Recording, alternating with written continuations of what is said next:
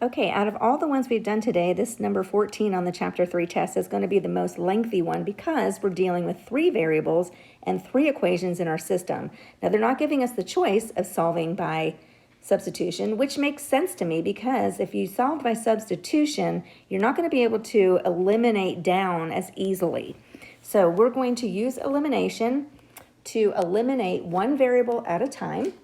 So let's take a look at this and see which would be the best way to go. Now remember, when you heard Mr. D, or in the video, anyway, I heard this, but I'm sure it was taught this way as well. We take the first 2 equations and the last 2, and we're going to combine those together in that order. So I'll put a number 1 here. So let's use the first one first. So I'm going to have x plus y minus z equals 14.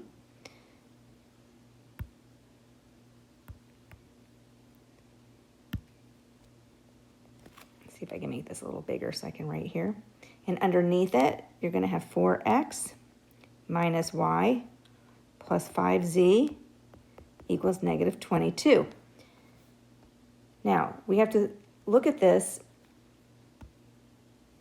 Hang on a minute. This is giving me a trouble again. I want to try to make it a little bigger so you can see. All right. So what I notice here, I'm going to try to highlight in a different color so you can see it. Let's use the green. I notice that I have a positive y and a negative y right here. So we're going to eliminate those y's first. And remember, when we do the next set of equations, if we're going to eliminate y this time, we're going to eliminate y on the next part as well. So let's go ahead and eliminate those y's and put the rest together. So I come up with 5x plus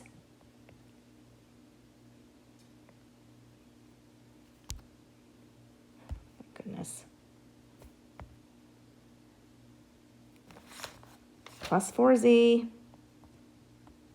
I truly apologize for my system giving me so much trouble here, equals a negative 8. Okay, and then the other 2 equations we're going to put together are right here. And I'm going to put those in pink right beside these so we can see them. And they are going to be 4x minus y plus 5z equals negative 22. And the last one was 2x plus 2y minus 3z equals 35. So remember that method. You pick the first 2 and eliminate a variable. Take the last 2 and eliminate the same variable. So let's look at the y values in the second set of equations over here. I need to eliminate those y's, but right now I have a negative y and a positive 2y. That tells me that this one up here really needs to become a negative 2y in order to eliminate that variable. So what do I need to do?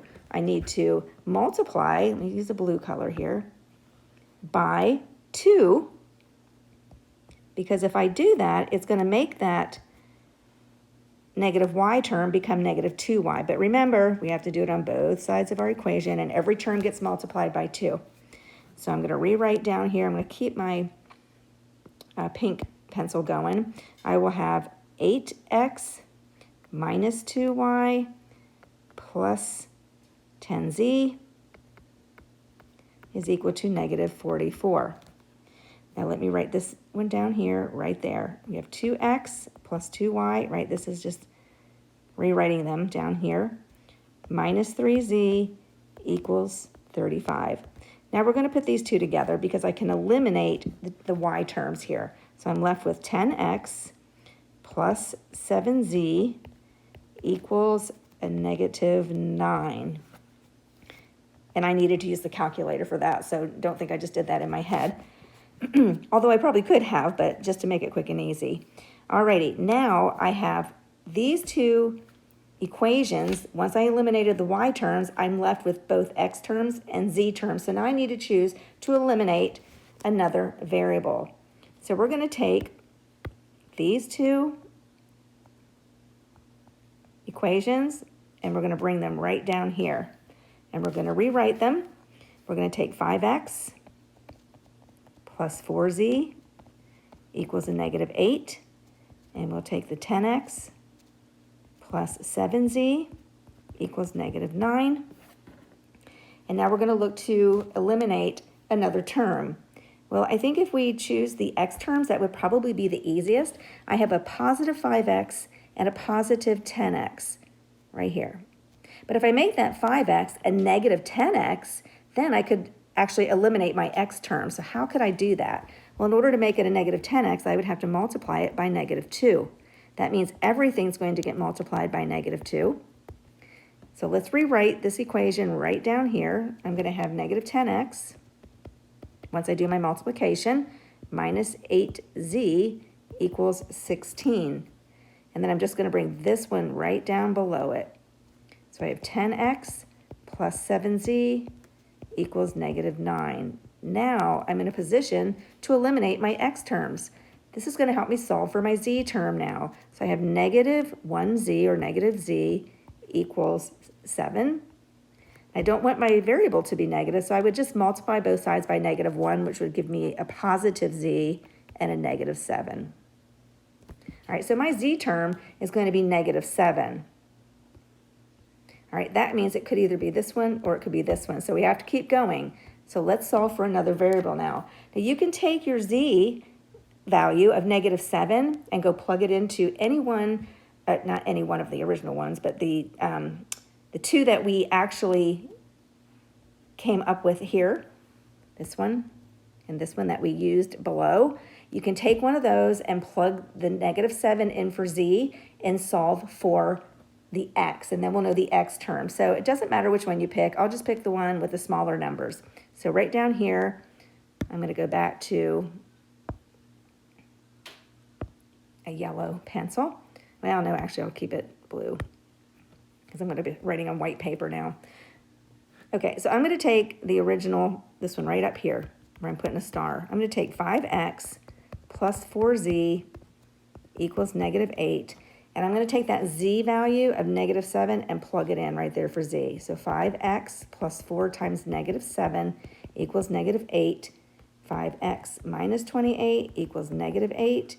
We're going to add 20 to both sides. Sorry, 28.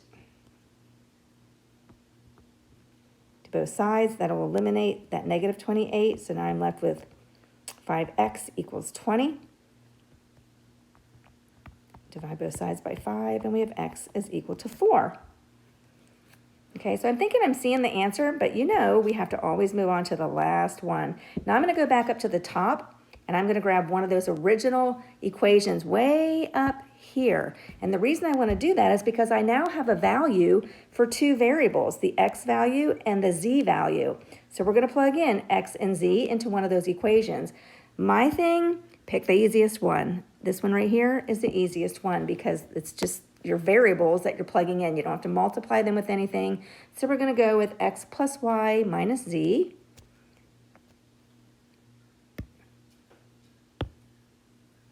X plus y minus z is equal to 14. Okay, that was that first equation way up top that I highlighted.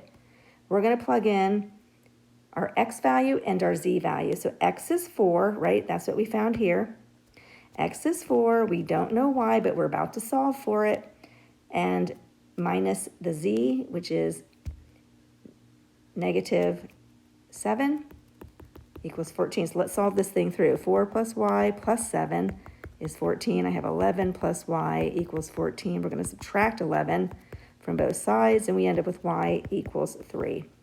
So our solution set that works for both of those equations in the system would be our x is 4, our y is 3, and our z is negative 7. So you see you can solve for them out of order as long as you put them in the correct order, which would be 4, 3, and negative 7.